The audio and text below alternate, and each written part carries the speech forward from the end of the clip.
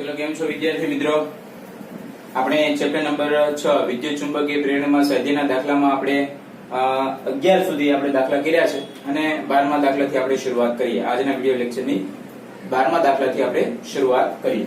તો સૌથી પહેલા 12મો દાખલો જે છે સ્વાધ્યાયનો એનો પ્રશ્ન જે છે એ આપણે વાંચીએ. પ્રશ્નમાં કંઈક એવું આપ્યું છે, ધન z દિશામાં ચુંબકીય ક્ષેત્ર ધરાવતા વિસ્તારમાં 12 સેન્ટીમીટરની બાજુવાળો એક ચોરસ ગાળો કે જેની બાજુઓ x અને y અક્ષોને સમાંતર છે તેને ધન x દિશામાં 8 સેન્ટીમીટર બાય સેકન્ડના વેગ સાથે ખસેડવામાં આવે છે. આ ક્ષેત્ર અવકાશમાં એક સમાન નથી કે સમય સાથે અચળ પણ નથી. તેમાં ઋણ x દિશા સાથે 10⁻³ ટેસ્લા બાય સેન્ટીમીટર નું પ્રચલન, એટલે કે જેમ ઋણ x દિશામાં ગતિ કરીએ તેમ 10⁻³ ટેસ્લા બાય સેન્ટીમીટર થી વધે છે. તો સમય સાથે ઘટતું જતું ચુંબકીય ક્ષેત્ર તમને 10⁻³ ટેસ્લા બાય સેકન્ડ ના દરે ઘટતું જાય છે એવું આપ્યું છે. તો અવરોધ 4.5 મિલી ઓહમ હોય તો આ ગાળામાં પ્રેરિત પ્રવાહની દિશા અને મૂલ્ય તમારે નક્કી કરવાનું છે.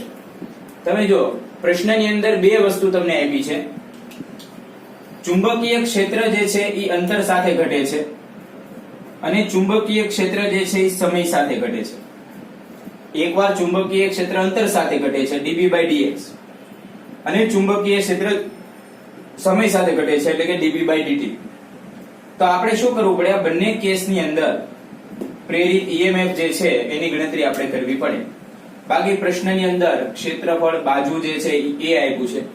એ બાજુ 12 મીટર 0.12 મીટર સેન્ટીમીટરમાં આપ્યું છે, મીટરમાં કન્વર્ટ કરો, ત્યાંથી તમે ક્ષેત્રફળમાં વહી આવો એટલે 144 × 10⁻⁴. વેગ તમને આપ્યો છે 8 સેન્ટીમીટર બાય સેકન્ડ. અવરોધ પણ પ્રશ્નમાં તમને આપ્યો છે કેપિટલ R, એની કિંમત પ્રશ્નમાં આપી છે તમને 4.5 × 10⁻³ મિલીમાં છે એટલે 10⁻³. હવે આપણે ગોતીએ પ્રેરિત EMF. તો પ્રેરિત EMF બરાબર પહેલા માટે ગણીએ તો એને ε1 નામ આપીએ. તો ε1 પ્રેરિત EMF નું સૂત્ર શું છે? d∅/dt. આવું સૂત્ર આપણી પાસે છે.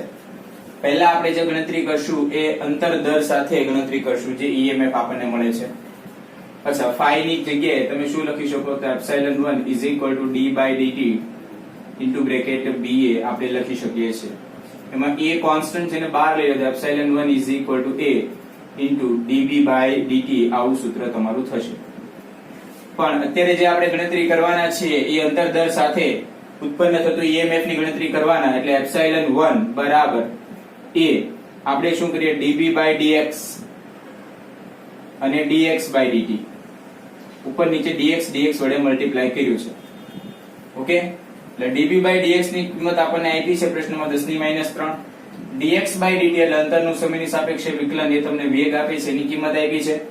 એટલે ε1 બરાબર A ની કિંમત 144 × 10⁻⁴.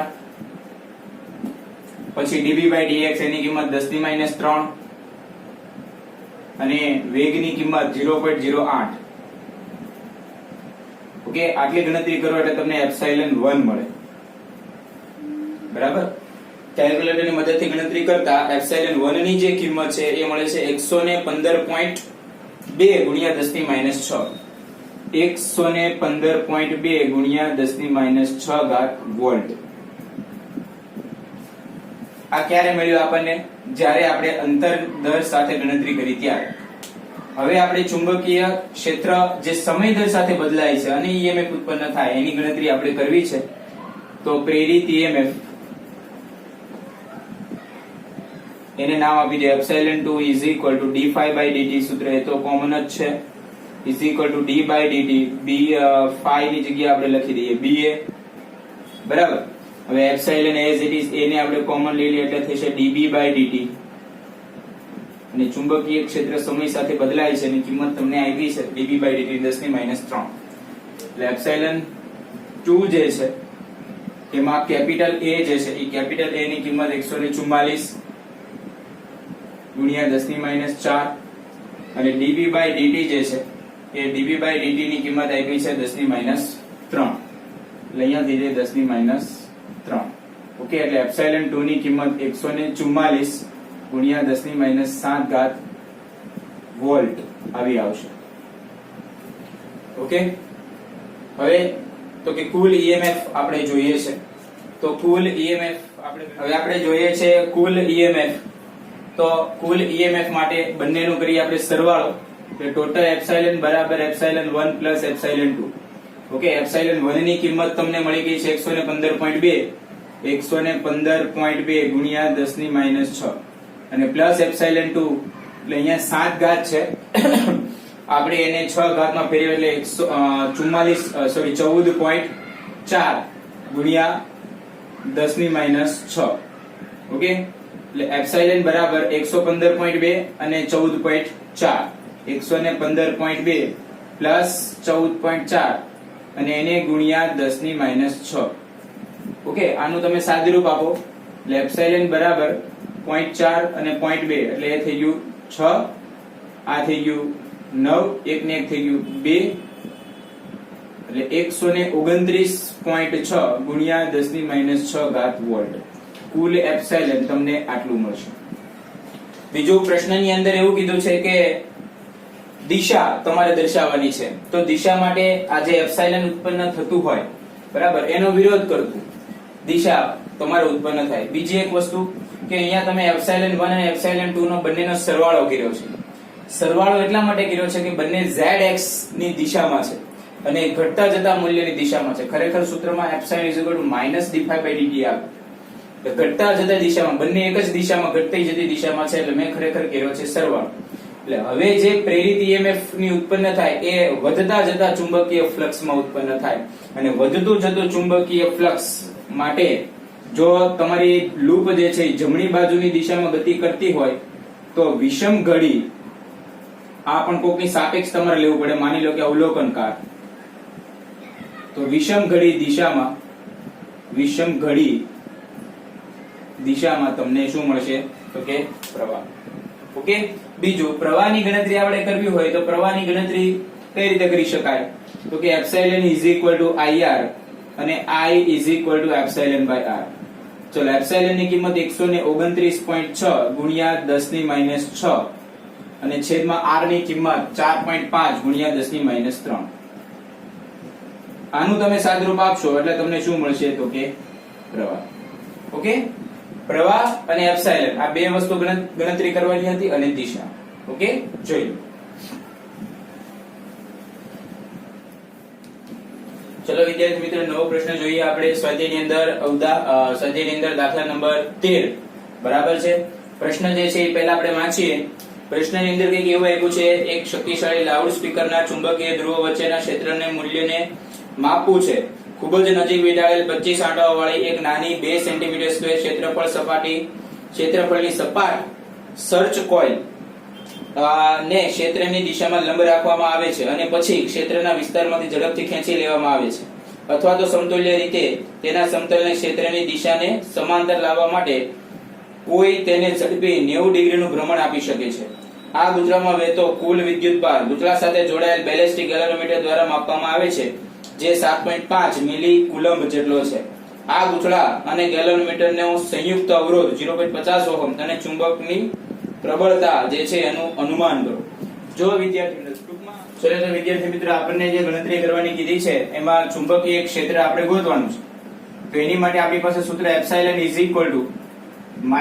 બે અલગ અલગ ફ્લક્સ છે એટલે ∅2 ∅1 ના છેદમાં t આવી રીતે લખી શકાય. એમાં ∅2 ની કિંમત તમારી પાસે 0 છે એટલે epsilon -n ∆ -t, minus plus થઈ જાય એટલે તમારું જે સમીકરણ જે છે એપ્સાઇલન n ∅1/t. ∅1 ની કિંમત તમને આપી છે, ∅1 ની કિંમત કેટલી છે ba, એટલે nba/t આવું તમારું એપ્સાઇલન નું સમીકરણ થાય. બીજું એપ્સાઇલન સૂત્ર આપણી પાસે શું છે તો કે IR nba/t. એમાં I ની જગ્યાએ તમે શું મૂકી શકો તો કે q/t r nba/t. tt કરો તમે કેન્સલ, બરાબર, એટલે વધ્યું શું તમારી પાસે qr nba. એમાંથી b તમારે જોઈએ એટલે b QR ના છેદમાં NA.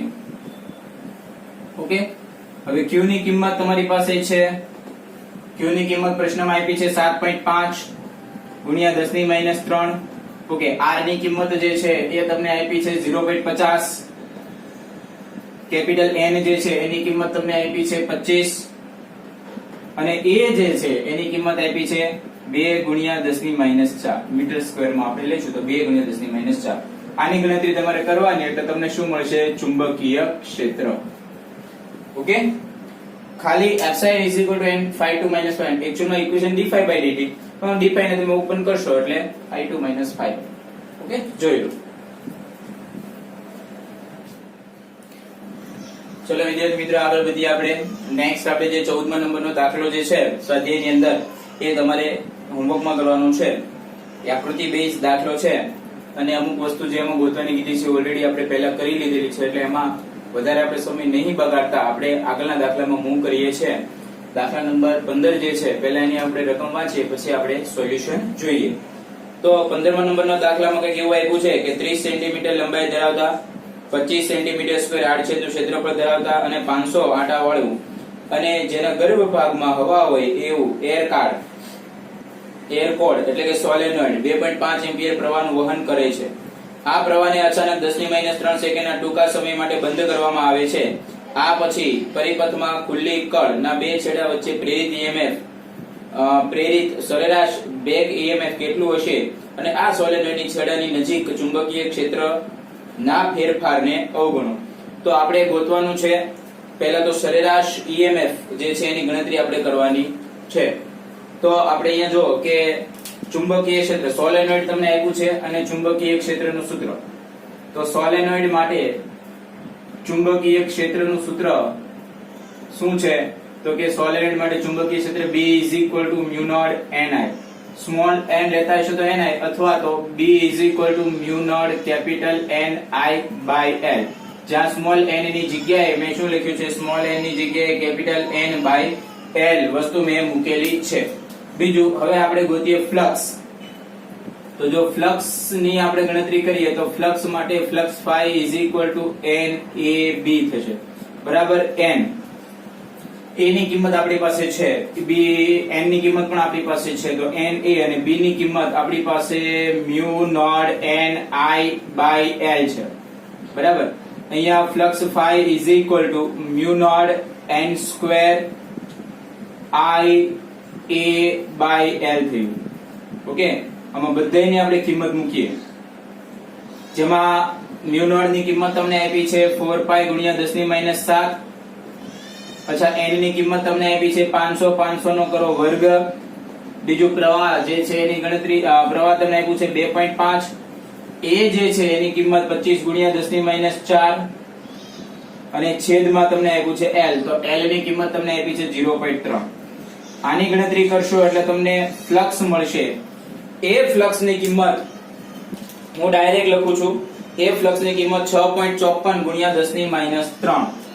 6.54 ગુણ્યા 10 ની -3 વેબર. ઓકે, આ તમારું ફ્લક્સ છે પ્રારંભિક. હવે પ્રશ્નમાં એવું કીધું છે કે 3 સેકન્ડ માટે t બરાબર 10 ની -3 સેકન્ડ માટે શું કરે છે? તો કે પ્રવાહ જે છે એ બંધ કરે છે. જો પ્રવાહ એ બંધ કરશે તો ચુંબકીય ક્ષેત્ર તમારું 0 થઈ જાય. ચુંબકીય ક્ષેત્ર 0 થઈ જાય તો આ સૂત્રની અંદર તમે કિંમત મૂકો અથવા તો અહીંયા ડાયરેક્ટ પ્રવાહને તમે 0 કરો તો આ પ્રારંભિક માની લઈએ તો અંતિમ ફ્લક્સ જે છે એ તમારું શું મળે? 0 મળે. હવે તમારે જોઈએ છે સરેરાશ EMF. તો સરેરાશ EMF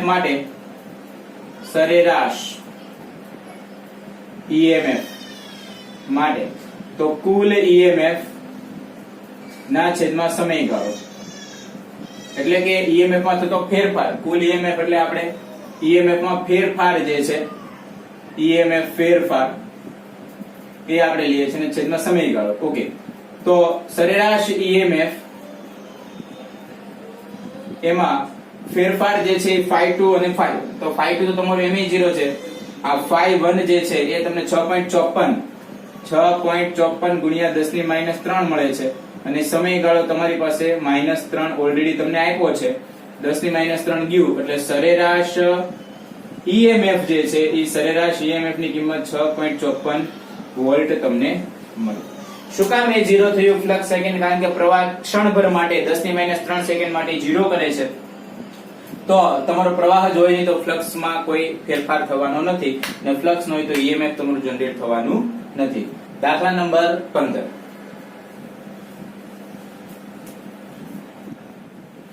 ચલો વિદ્યાર્થી મિત્રો, આપણે આગળ જે ઉદાહરણ સ્વાધ્યાયના દાખલા નંબર 16 ની અંદર 16મા નંબરના દાખલાની અંદર આપણને આખી આકૃતિ આપેલી છે, અને એના મુજબ જે દાખલો જે છે પહેલા આપણે પ્રશ્ન વાંચીએ અને પછી આપણે સોલ્યુશન જોઈએ.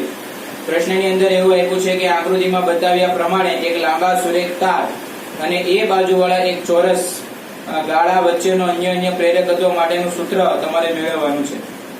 બીજું કે હવે ધારો કે તાર 50 એમ્પિયર પ્રવાહનું વહન કરે અને ગાળાને v બરાબર 10 મીટર બાય સેકન્ડના અચળ વેગથી જમણી તરફ ખસેડવામાં આવે ત્યારે x બરાબર 0.2 મીટર હોય તો તે ક્ષણે ગાળામાં પ્રેરિત ઈએમએફ ની ગણતરી કરો અને 0.1 મીટર a બરાબર 0.1 મીટર લો. અને ગાળો જે છે એ ખૂબ જ મોટો અવરોધ ધરાવે છે. હવે તમે અહીંયા ધ્યાન આપો, એક અહીંયા તમને a બાજુવાળી એક ગાળો આપ્યો છે, જે પ્રવાહ અહીંયા જે છે તારમાંથી પ્રવાહ પસાર થઈ રહ્યો છે. પ્રવાહ જે પસાર થાય છે એની કિંમત r છે, I છે. આ જે લૂપ જે છે એ લૂપ તમને આપી છે, પ્રવાહ I જે તાર છે ત્યાંથી x અંતરે તમને આપી છે. આ જે લૂપ જે છે એની લંબાઈ અને પહોળાઈની બાજુઓ જે છે એ સ્મોલ એ તમને આપી છે. હવે તમારે શું કરવાનું છે? એક તો ફ્લક્સ ગોતવાનું છે. તો ફ્લક્સ માટે આપણી પાસે હોવું જોઈએ ચુંબકીય ક્ષેત્ર. તો આ પ્રવાહધારિત તારને કારણે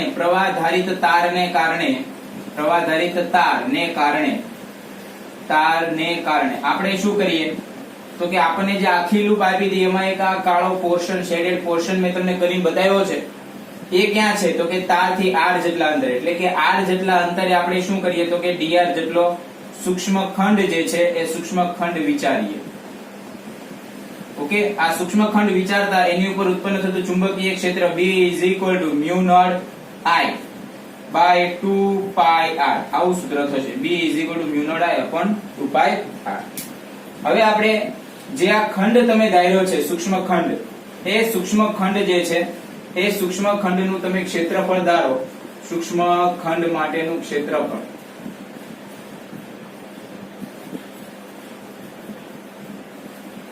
તો ક્ષેત્રફળ જે છે એ ક્ષેત્રફળ એટલે કે એ કેટલું થશે તો કે સ્મોલ a into dr, કારણ કે પહોળાઈ એની તમારે આપી છે a, બરાબર, અને dr જે છે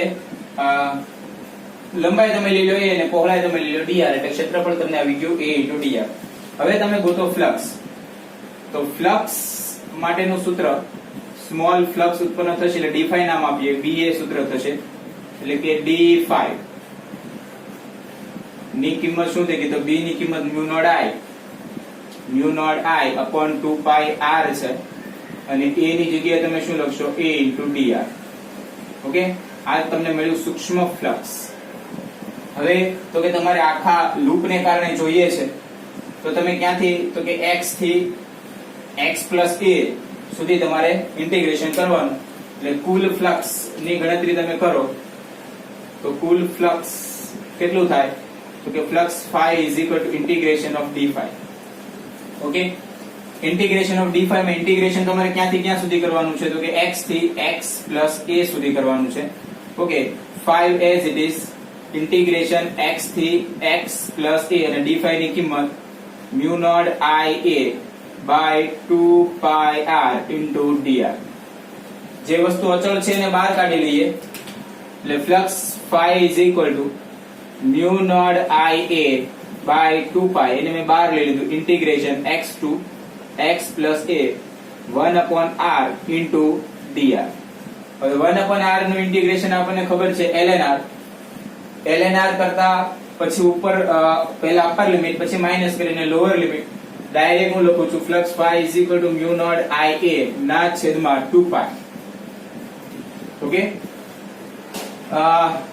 1 upon r નું ઇન્ટિગ્રેશન થશે ln r, એટલે ln કરીને પહેલા અપર લિમિટ પછી માઈનસ કરીને લોઅર લિમિટ, એટલે ln ને આપણે કાઢી દઈએ કોમન. હું કરું છું direct upper limit upper limit તમારી પાસે છે x પ્લસ a અને પછી લોઅર લિમિટ, તો લોઅર લિમિટ તમારી પાસે છે x.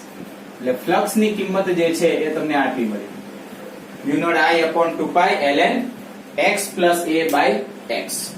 ઓકે, ચલો હવે અહીંયાથી આપણે આગળ વધીએ. તો હવે તમારે ગોતવાનું છે EMF. શું ગોતવાનું છે? EMF. તો EMF માટેનું સૂત્ર શું થશે? તો કે EMF is equal to minus d phi by dt સમીકરણ થાય. અહીંયા અંતરની સાપેક્ષે કરવાનું હોય તો d phi by dx કરીએ, d phi by dx into dx by dt. આ વસ્તુ તમને શું આપે છે? વેગ. એટલે એપ્સિલોન is equal to વેગ. ઋણ નિશાની રાખો કે નહીં રાખો એનાથી કોઈ ફરક પડશે નહીં, કારણ કે લેન્ઝના નિયમની હાજરી સૂચવે છે. બીજું આ થઈ ગયું v અને d phi by dx.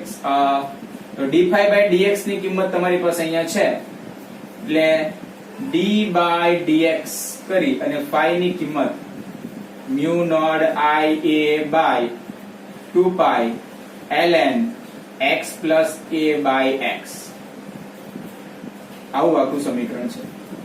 Okay, એમાં જ્યારે આપણે ડિફરન્શિએશન કરશું તો આ વસ્તુનું ડિફરન્શિએશન થવાનું. હું અહીંયા કિંમત ડાયરેક્ટ લખું છું. Epsilon is equal to v as it is રહેશે, mu naught I a by 2 pi જે છે as it is રહેશે.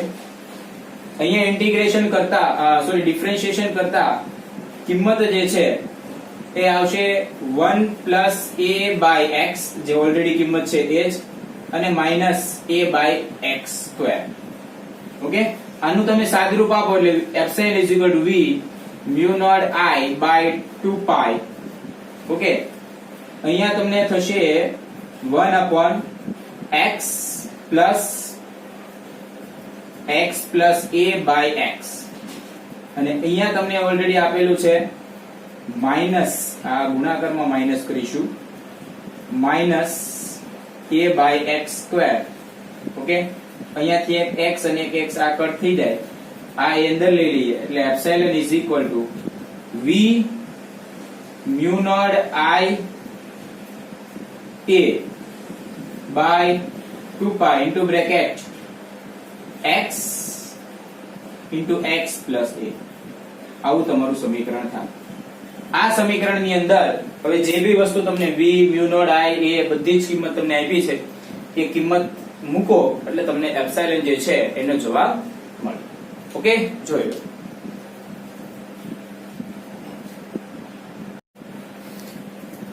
એક મિનિટ જોઈ લો તમે. આ જે સમીકરણ જે છે એમાં આ જે a છે એ આ a બરાબર.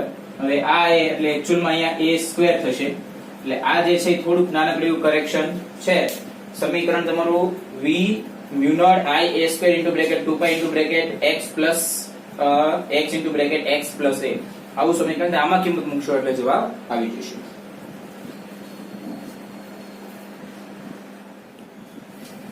ચલો વિદ્યાર્થી મિત્રો, આગળ વધીએ. દાખલા નંબર 17 ની અંદર જઈએ અને આ ચેપ્ટરનો છેલ્લા નંબરનો દાખલો એટલે કે 17મા નંબરનો દાખલો, અને એનો પ્રશ્ન જે છે એ પહેલા આપણે વાંચીએ. આખો સાબિતી વાળો દાખલો છે.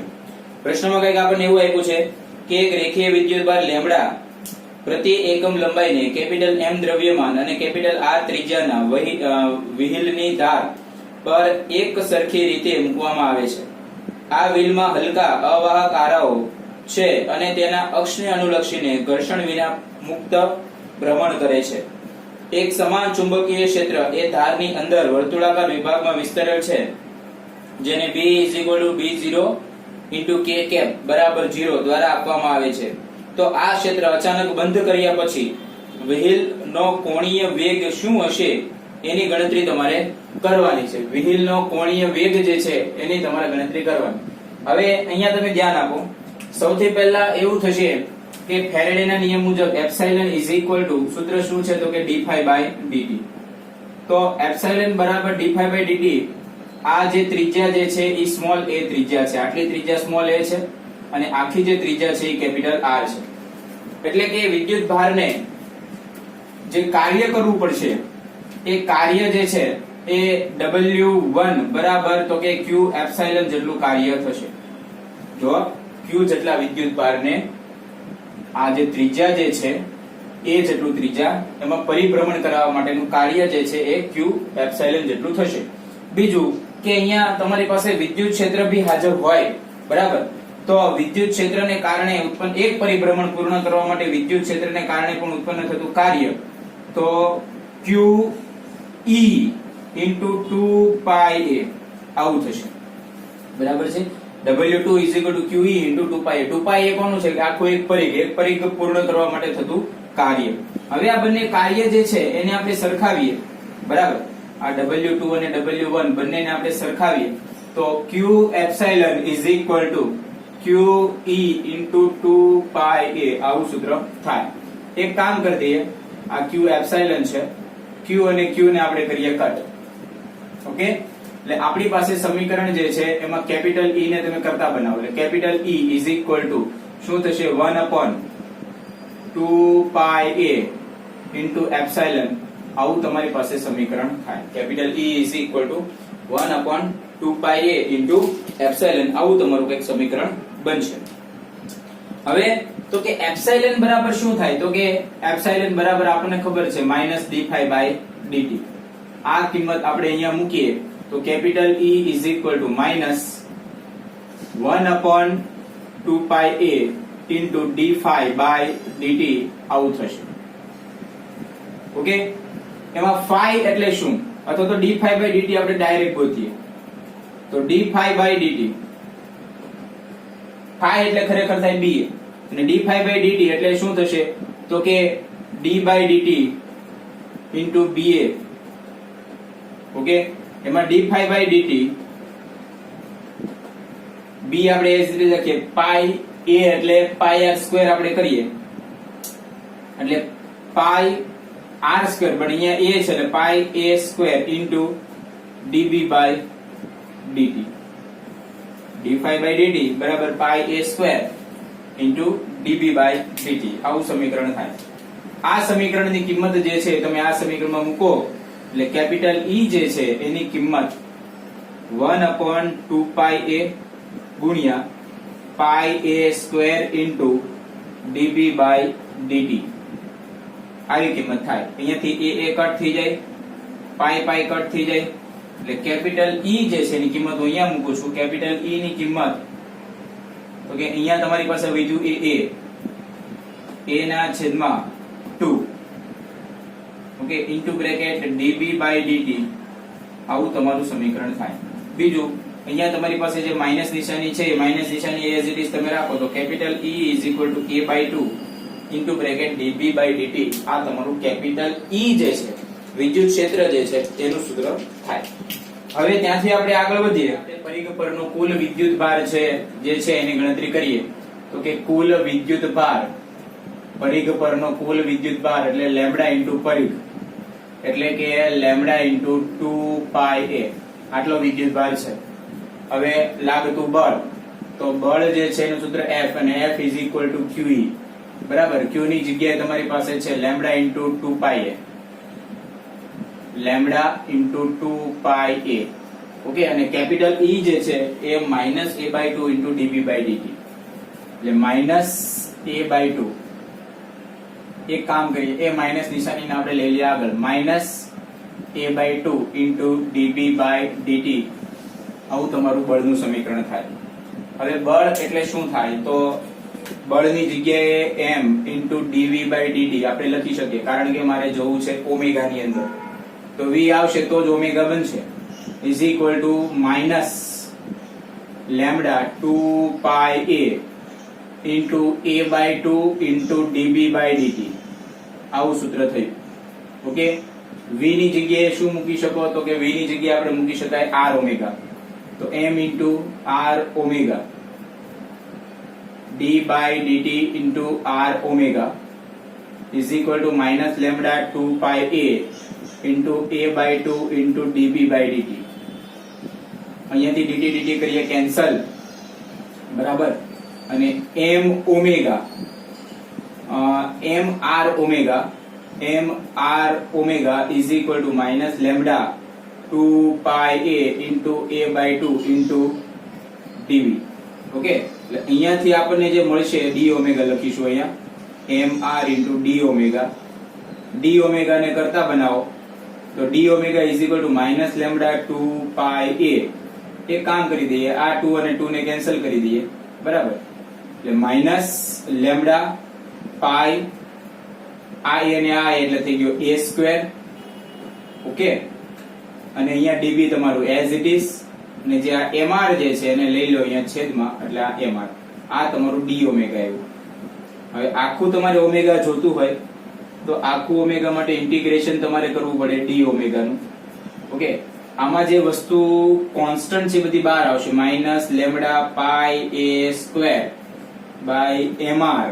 આ બધું કોન્સ્ટન્ટ ઇન્ટિગ્રેશન db નું થશે. એટલે ઇન્ટિગ્રેશન db નું થાય એટલે તમને મળ્યું b. એટલે omega is equal to minus lambda pi a square b ના છેદમાં mr. આ તમારું ઓમેગા થાય. જો સદિશ સ્વરૂપે જોતો હોય તો સદિશ સ્વરૂપે લખી શકાય. તો અહીંયા તમારે એકમ સદિશ જે છે એ ગુણવો પડે. કે એકમ સદિશ આપણે પ્રશ્નમાં જ આપ્યો છે, એટલે ઋણ z દિશા એ તમારી આ ઓમેગાની થશે. આખો દાખલો સાબિતીનો છે, એટલે એઝ ઇટ ઇઝ તમારે યાદ રાખવાનો છે. જોઈ